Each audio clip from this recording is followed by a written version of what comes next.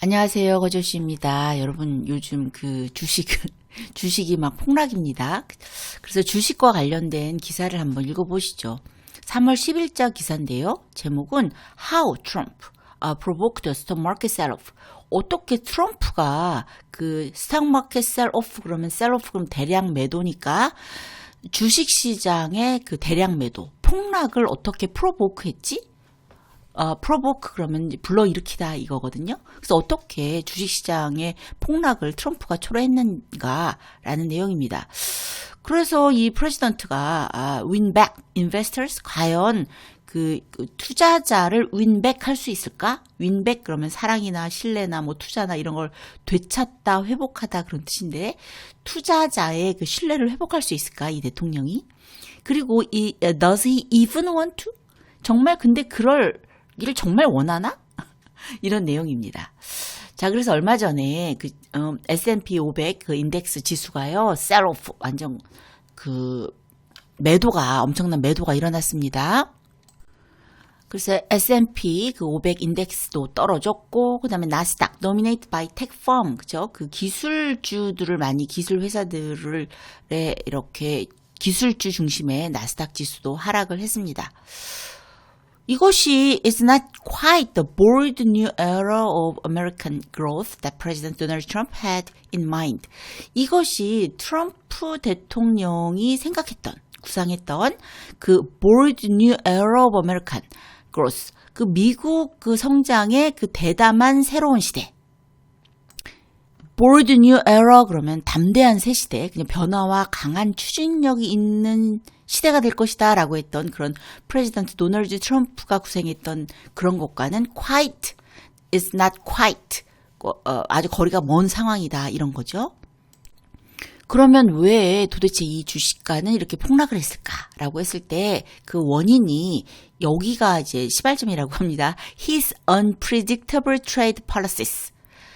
그 트럼프 대통령의 예측 불가능한 무역 정책이 이번 이제 폭락이 시작된 그 시작점이라고 합니다. 그래서 캐나다와 멕시코에 그 tariff of 25%, 25%의 관세를 물린다라고 3월 4일에 발표를 했으나 또 3월 6일에는 suspended for a month 이렇게 유예하겠다, 한 달간 보류하겠다라고 또 발표를 했습니다.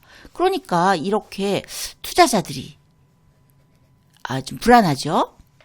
게다가 또 미국의 경제 그 지표들을 보면은요, a steady drip of encouraging data. steady drip 그러면 드립 커피 할 때 액체가 똑똑똑 떨어지는 거잖아요. 그러니까 지속적으로 이렇게 실망스러운 데이터가 계속 나오고 있나 봅니다. 그래서 이것도 이제 투자자들을 아주 불안하게 만드는 요소가 됐죠. 그래서 이제 그 중국과 유럽 같은데 그 주식 시장이 더 이제 미국보다 더 좋아서 투자자들이 이제 미국 시장보다 해외 시장에서 더 높은 수익률을 경험하고 있다라고 합니다.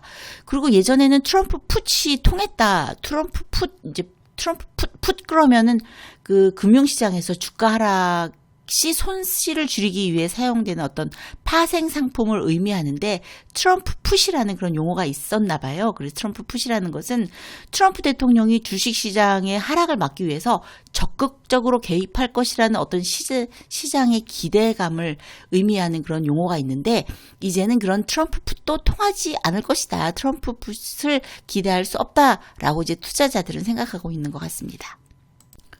사실은 그런 tariff on Canada, 멕시코와 캐나다의 그 타리프가 트럼프가 불가하는 이것이 아마 negotiating tactic 중에 하나다. 어떤 협상 전략 중에 하나다. 라고 생각을 했었는데 이제는 진짜 그러네. really means 라고 이제 생각을 하게 되는 거죠. 그러다 보니 the old continent stock have outperformed their American peers by 12% point in the last term.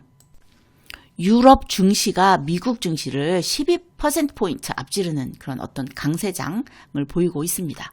그럼 왜 그럴까라고 했을 때 일단은 falling dollars, 달러 가치가 하락을 하고요. boom in European defense stocks, European defense stock 그러면 유럽 방산 그 스탁 주식이 이제 급등을 했습니다.